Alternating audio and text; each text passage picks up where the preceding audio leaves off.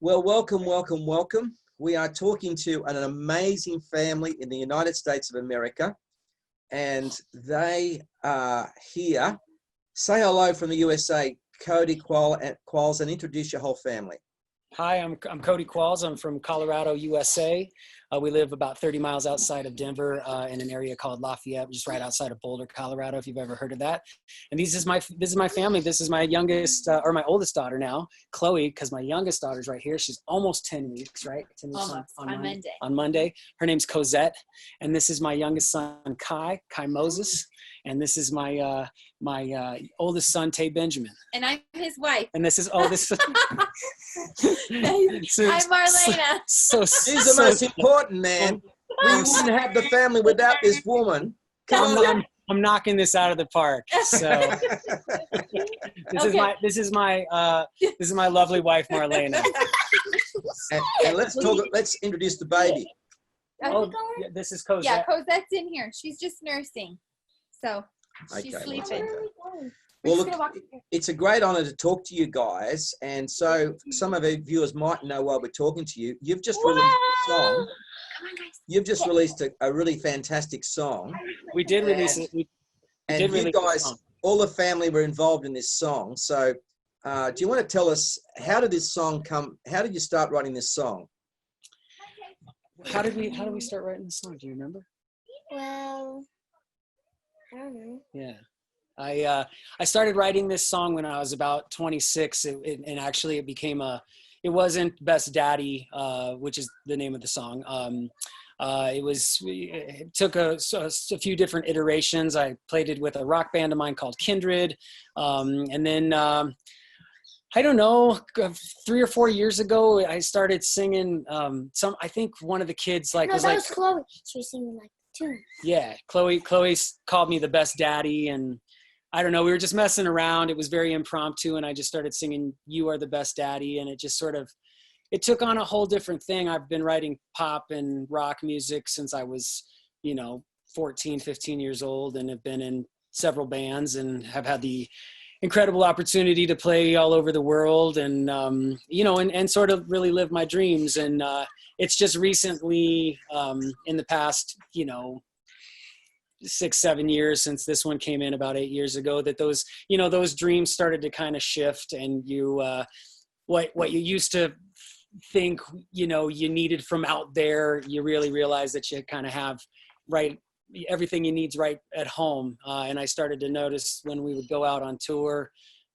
within a couple, weeks or two. I used to want to come home when he was young. I used to want to come home within a few days. And then as the family kept growing, I used to get on, we'd get on the airplane and I'd already be like, I really just need to be with my people. So it's just a song about transformation, priorities, and your priorities changing, not because you have to change them, but because they just do, because you're needed somewhere else. And the song started in when you were 26. You're now 40, so that was 14 years ago. Mm-hmm. But the current arrangement, when was that settled? It was fairly close to, I had a pretty solid version of it. I flew out to LA to work with my writer, co-writer and producer Joey Barba, and I had a pretty good outline of the tune, but I flew out there, and when I work with Joey, it's really nice. That was March of 2019. I think I flew out there, and it's, sometimes you need another person to help you to finish stuff, to give you that feedback. We ended up crafting the second verse, and he's just a master of I'll see you later, okay, bud? Love you. You can put my hat on. I'll tell him about this in a second. Okay. He's just a master of pop, and he's just such a great producer. I know when I go and take an idea to Joey, he's gonna challenge me, he's gonna help me flesh it out, and then he's just gonna be able to put it in this container where it's able to go into the world, and I just feel so blessed to be able to have him. So it's been in the can, so to speak, for about 1.5 years now. We pretty much finished it last March, and then earlier this year, we started chatting again, and we're like, hey, don't you think we should release, we should probably do something with that song. So yeah, there finally actually became time to do it, honestly, with the whole COVID thing. My other band that I play with, Face Vocal Band, is, we're doing a lot of shows.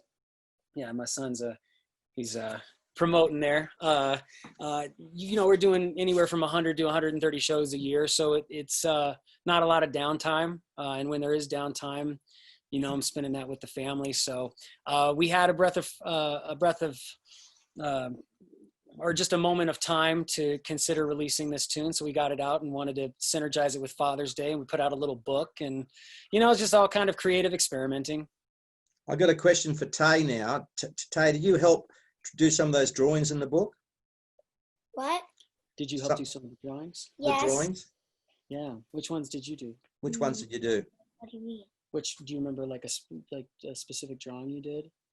I did one where we were like all holding our hands together. Cool. Yeah. Mm-hmm.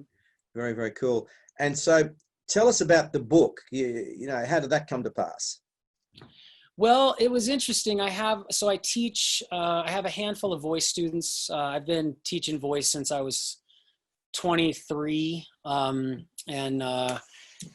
used to have a big old studio, 40, 50 kids and adults. And then as the band that I'm in took off, we were running the music school on the side and touring. And anyway, I had a student that I was chatting with, and she writes books, and I write books. And he writes books. The kids write all the part of their home. We do homeschool, and part of their regular inspiration is to write books. We don't have to assign them homework and stuff very often. It's because they want to read, they want to write, they want to be creative. So a lot of those lessons kind of take care of themselves. But the kids were writing books, and my student said, how easy, she publishes books. She said, how easy would it be to take this wonderful song and just take the lyrics and put some drawings to it and make a book. And the reason that came about was because she was releasing a book called Girl Dads. Kobe Bryant, obviously the basketball legend, he recently passed, and apparently, he had a lot of presence in the mentoring of fathering young girls and how to be the best girl dad you can be, because he had a couple girls himself. So she was releasing this book. She said, I want to feature your song in my book. And I thought, oh, that's really cool. Maybe we can synergize and help get the song out into the world. And then she went further and said, you should release your own book, and I'm going to show you how to do it. And so I've got a couple team members at the school that we run. Diana and Tracy. And so we all learned how to, they put together a book, and I told my student, I said, well, I don't know how we're going to get these pictures, how are we going to illustrate? She said, oh, just have the kids draw pictures. So I drew a couple of the pictures, honestly, and the kids drew most of them. And because there was a couple gaps of illustrations that I wanted to kind of fill out. And I went to my team and said, hey, can you tell that I drew a couple of these? Does it feel out of character with the rest of the kids' pictures? And they were like, no. So apparently I shouldn't maybe go into being an artist, but. I just love the whole idea, Cody. Big congratulations to Tay too. A very big congratulations to you as the oldest of the flock. The leader of the group. And good on you, and good on all your children and your beautiful wife for putting this together. And it's just it really is an amazing song, and I just hope and pray that it gets out there to a lot of people hear it, and especially coming up for Father's Day in America this coming Sunday, the 21st, isn't it? Yeah. We're excited. It's we put it out on Facebook and put it out on YouTube, and it's it's hit a few thousand people. And honestly, as a singer-songwriter that's been doing this for 25 years, that's a lot. sometimes you write a song that never makes it out of the bed, never makes it out of the bedroom, it never makes it never makes it into the studio, so to be able to have a few thousand people hear the song, see some positive comments, and you are the best daddy. so yeah, I'm really excited about it. And I've got to ask this question. While we're on the subject, did your children did they help with any of the vocals? They did, actually. Then as you hear the song progress, you can hear. Sad and you have to go, but we'll leave. Yeah, they did. Originally they weren't in the track, but we. You are the best daddy. Hey, Bubba, come over here. Come over here. Come sit with me. We made it a project one Saturday morning of kind of learning how to sing and learning how to track in the bedroom studio. Go get her. Okay, bye. All right. All the best, Tay. We're up. Sorry, real quick. We're up here in the mountains, so the kids they're just fine in the forest, and it's just sheer magic for them. So if you hear them in the background, just know why. But yeah, we made a Saturday morning out of tracking the kids, and Chloe came in, and that was about a year ago. So they've actually grown quite a bit as singers in the past year. And originally we didn't know if it would be usable, but we laid it in there, and it just really kind of felt organic. It felt like real kids, singing a little bit out of tune, and, just singing their hearts out. And yeah, so, and then we also had, some students from the Face Academy of Music that we run, that the vocal group I'm in. That's Noki. All right, go get mama. Hey, Beba, can you call Tay? We had some students participate in creating that tune as well. We needed a lead child vocal in the background, and so it was nice to be able to already have an academy. We could go and handpick a kid or two to sing some vocals that were really sharp, and so yeah. Yeah, I've actually worked with the on this album here. I showed it to you earlier. Yes, and we actually had a kids choir in that album and also that album. So I know what a challenge is. Getting children to sing on key is quite a challenge. They often go sharp, don't they? Yeah. And adults tend to sing flat. Children tend to go sharp for some reason. And but it's great. It's I know. What's the chorus? There's a word I'm missing in the chorus. Can you just give us the chorus for Best Daddy? The words. Yeah, it goes. People you may as well sing it. Yes, from the pre-chorus, it's people say I've changed. I tell them gladly, putting my attention on my family. I might never drizzy drive that caddy, but I'm gonna be the best daddy I can be. Is that what you mean? Caddy.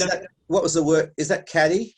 Yeah. So I might never drizzy drive a Cadillac. Like basically saying like. It's kind okay. of So the caddy. I had to get it. I wasn't sure if caddy was caddy golf.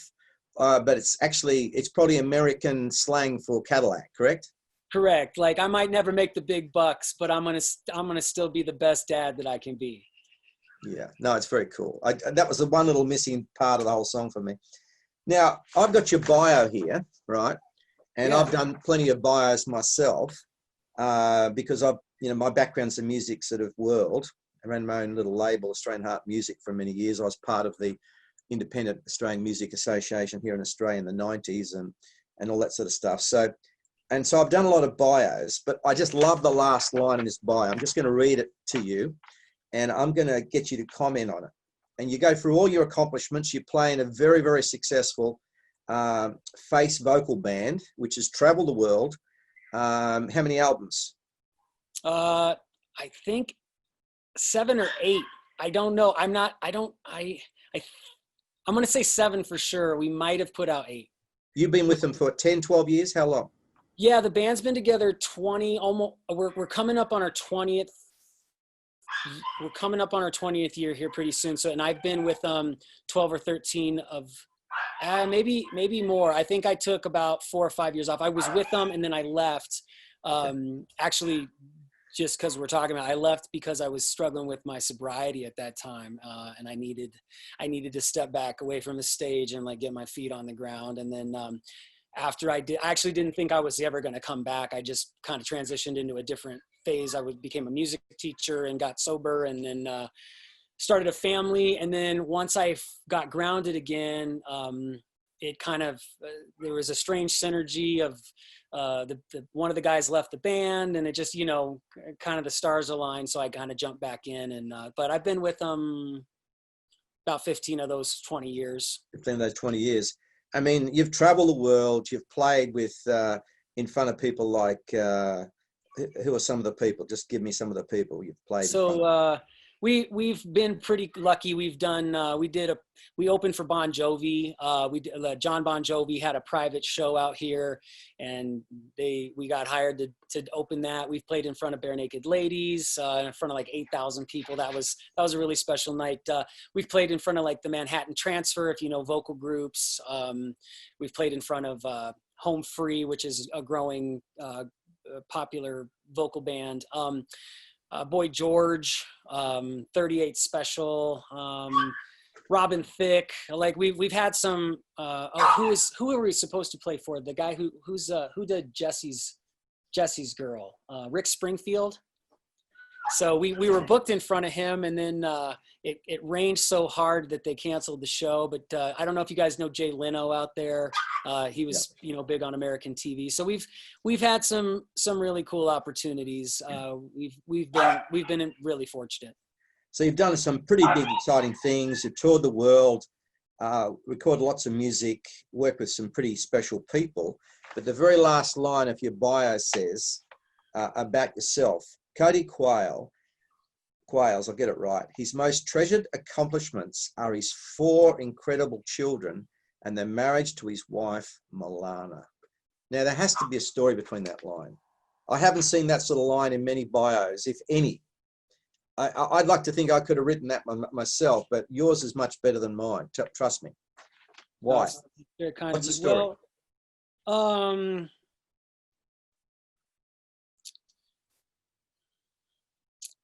I get a little choked up. My journey hasn't been, I've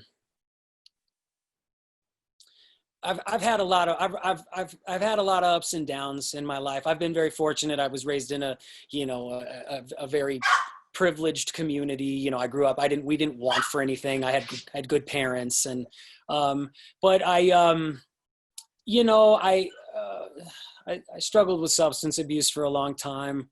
If I didn't have such an incredible wife. Drugs, alcohol, or both? Both. And